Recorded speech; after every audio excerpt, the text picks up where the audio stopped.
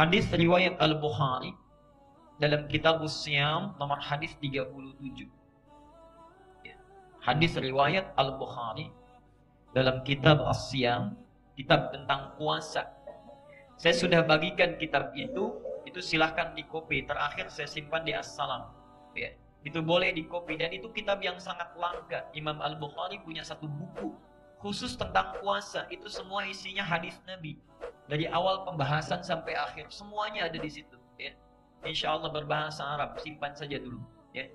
Silahkan pelajari, nanti anak kita yang bacakan. Gak apa-apa, ya. Minimal nanti kita simpan, kita pelajari, baru kemudian kita bisa amalkan. Ya. Kalau sudah bahasa Arab mudah. Tadi Al-Adabul Mufrad yang dipromosikan ada berapa jilid? 2. Pilih mana? 2 jilid, 1 jilid? 2 jilid. 2 jilid 200.000, 1 jilid 75.000. Pilih mana?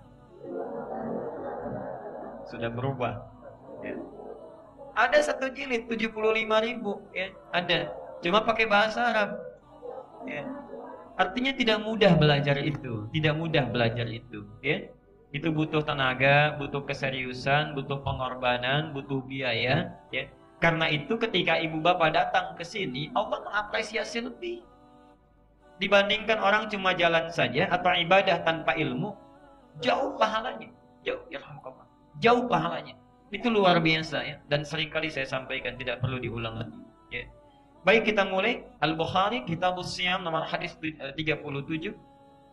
Kemudian ini adalah tafsiran, kesimpulan dari ayat Quran di 2 surat terpisah. Ya. 1, Quran surah 73 Al-Muzammil, terutama ayat ke-20-nya, ayat terakhir. Jadi ada 20 ayat di Al-Muzammil, ayat 20. Yang kedua Quran surah Al-Isra, surah ke-17, ayat 79 sampai dengan 80. Kalau mau disempurnakan boleh sampai 82 dengan baca Qurannya. Ayat 79 sampai 80, kalau ingin disempurnakan sampai 82 dengan bacaan Quran. Baik, mari kita uraikan. Izinkan saya untuk berdiri dulu karena saya akan menuliskan. Ya. Alisan masih siap-siap menyediakan whiteboard yang langsung di belakang di sini. Dan itu sudah 3 minggu saya sampaikan, masih siap-siap sampai hari ini. Kalau besok sore nggak ada, saya bawa sendiri.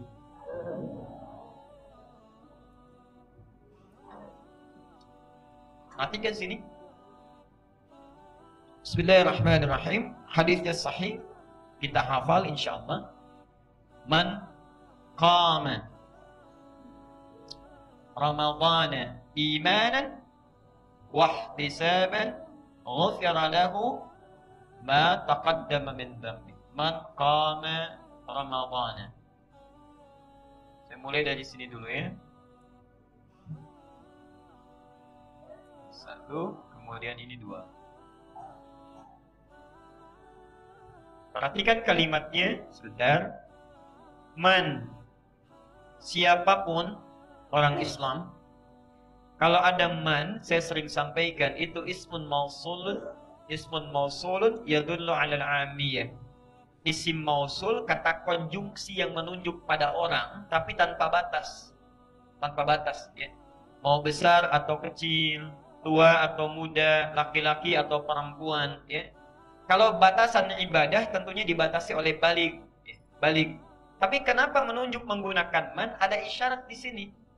Saking hebatnya Ramadan itu, jangankan yang balik, anak-anak kecil belum balik pun pengen ikutan tarawih. Itu diantara keutamaannya, ya. Baik. Yuk lihat sini. Man, siapapun qama Ramadhana, yang menunaikan qiyam Ramadan. Ingat, Nabi ketika menyebutkan salat yang kita sebut tarawih itu tidak pernah menyebut dengan tarawih. Rasulullah tidak pernah menyebut dengan tarawih, tapi sahabat yang mengistilahkan dengan tarawih. Ya. Rasul menyebutnya dengan qiyam Ramadan. Qiyam Ramadan. Jadi bahasa nabinya qiyam, qama, qiyam. Saya pecah dulu sebentar. Maaf sebentar, ibu di belakang kelihatan. Jelas? Baik, kalau kurang jelas saya akan perjelas. Jelas sekali lagi? Nah, alhamdulillah. Perhatikan sini. Jadi salat yang ditunaikan setiap malam Ramadan itu disebut dengan apa? Qiyam. Nah, qiyam ini salat yang dilakukan pada waktu malam. Ya. Itu umumnya kalau di luar Ramadan bukan saat Ramadan, memiliki dua nama. Di qiyam itu salat yang ditunaikan di malam hari dari mulai ba'da isya sampai menjelang fajar, waktunya terbentang. Ya. Jadi salat yang ditunaikan dari mulai ba'da isya waktunya sampai menjelang fajar, panjang sekali, terbentang waktunya. Itu disebut dengan qiyam. Nah, kalau di luar Ramadan, qiyam itu punya dua sifat. Sifat pertama, langsung ditunaikan setelah isya tanpa diawali dengan tidur. Jadi kita tidak tidur dulu. Setelah isya, mau salatnya jam 8, jam 9, jam 10, bahkan mungkin ada yang sedang perjalanan, tiba di rumah jam 2 malam, dia belum tidur, kemudian ingin salat, maka ini sifat yang pertama disebut dengan qiyamul lail. Qiyamul lail. Qiyamul lail. Jadi kalau Bapak Ibu menemukan istilah qiyamul lail, itu artinya salat yang ditunaikan di malam hari ba'da isya, tapi tidak diawali dengan tidur terlebih dahulu. Jelas sampai sini? Misal contohnya di Quran surah Al-Muzammil tadi dicatat, yang ayat ke-20 itu. Inna rabbaka wa ya'lamu annaka taqumu adna min thulutsail lail wa nisfahu wa thulutsahu. Sungguh Muhammad, Tuhanmu itu Maha tahu.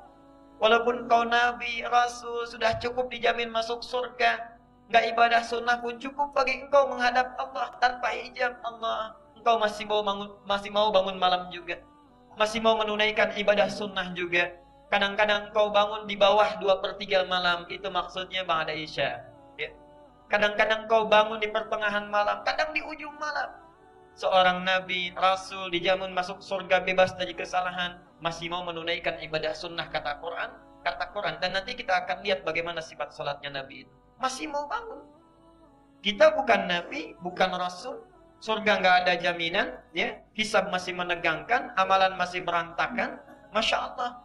Kadang-kadang jangankan yang sunnah, yang wajib saja sebelum Ramadan, sering terlambat, makanya dilatih selama sebulan, jangan terlambat lagi. Walaupun cita-cita paling elit masuk surga dengan Nabi, tak tanggung tingkat tertinggi surga Firdaus. Antrinya di mana itu ya? Ya lihat. Jadi ini qiyamul lail.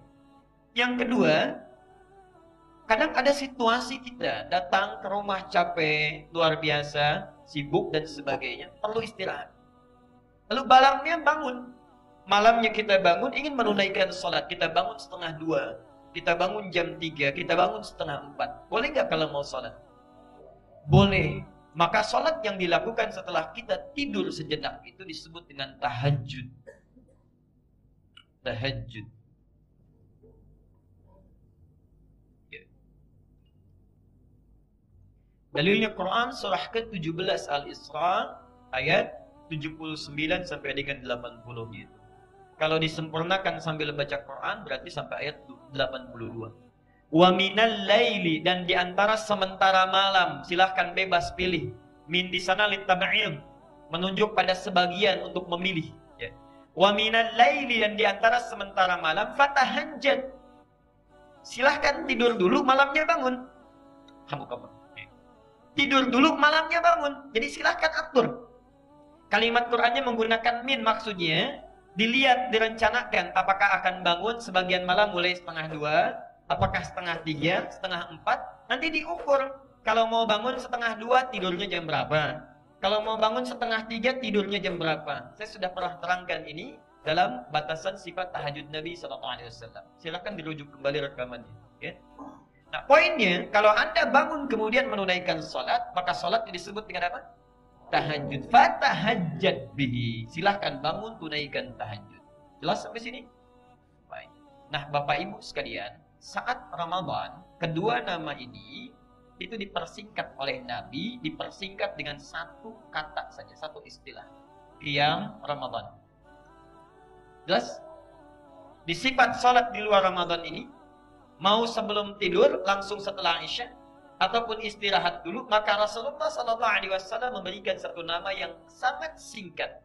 Qama Ramadana, qiyam Ramadan. Perhatikan, kenapa Nabi tidak menyebutkan satu nama saja? Misalnya, man qama bil laili, siapa yang menunaikan qiyamul lail.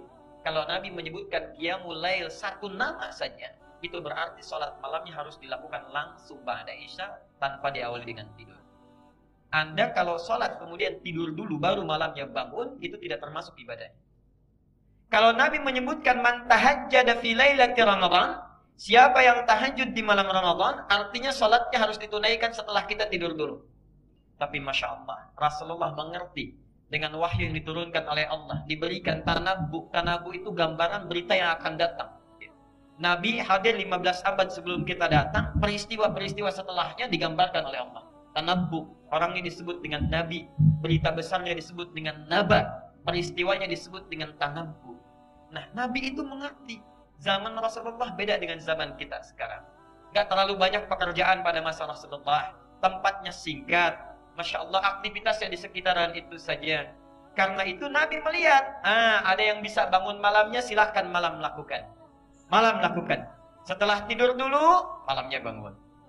Tapi ada satu kondisi barangkali yang para ayah pulang dari kantor terjebak macet baru sampai rumah jam 10 malam. Masya Allah. Mau ke masjid, masjid sudah bubar dari jam 9. Masih ada kesempatan sholat? Masih, silahkan. Fleksibilitasnya terbuka. Anda boleh istirahat dulu, tidur dulu, bangun tengah malam. Tunaikan sholat pada saat itu. Itulah rahasianya kenapa Rasulullah menggunakan satu kata yang singkat ini, ingin memberikan kemudahan kepada kita. Ingin Anda menunaikan ba'da Isya, silahkan. Ingin tunaikan di pertengahan malam, tidur dulu, silahkan. Itu adalah kemudahan bagi kita untuk memilihnya. Jelas sampai sini? Yang salah, yang tidak salah. Baik. Kalau Anda tanya, mana yang paling afdal? Sebetulnya kalau yang paling afdal, kalau bisa melakukannya, dan itu normal, wajar sifatnya, tidak ada kesibukan yang lain, itu di pertengahan malam. Ya. Kalau tidak ada kesibukan yang lain. Tapi kalaupun ada kesibukan yang lain, maka Nabi membuka peluangnya. Ya. Apa dalilnya Ustaz? Ya. Disebutkan langsung di dalam Quran surah Al-Muzammil, tadi ayatnya yang ke-6-nya. Inna nasyi'atal laili. Kalau kita bangun di malamnya itu, ya, hiya asyaddu wat'aw wa aqwamu qila. Sentuhan ke hatinya itu lebih melekat. Bacaannya lebih terasa ke dalam jiwa. Contoh, sholat jam 8 malam dengan jam setengah 3 malam, lebih terasa mana? Setengah 3. Karena setengah 3 sholat sendirian, jam 8 diimamin, panjang bacaannya. Kapan selesainya? Kapan selesainya? Bisa saja ya. Tapi poinnya, karena aktivitas lebih berkurang, tidak banyak ribut-ribut, konsentrasi kita dengan Allah itu lebih tersambung. Itu sekiranya bisa, besoknya tidak ada aktivitas, bisa diatur. Itu silahkan. Tapi prinsipnya waktu terbuka. Ya. Jadi jangan lagi sekarang ada perbedaan, nabinya pertengahan malam. Tidak. Ya.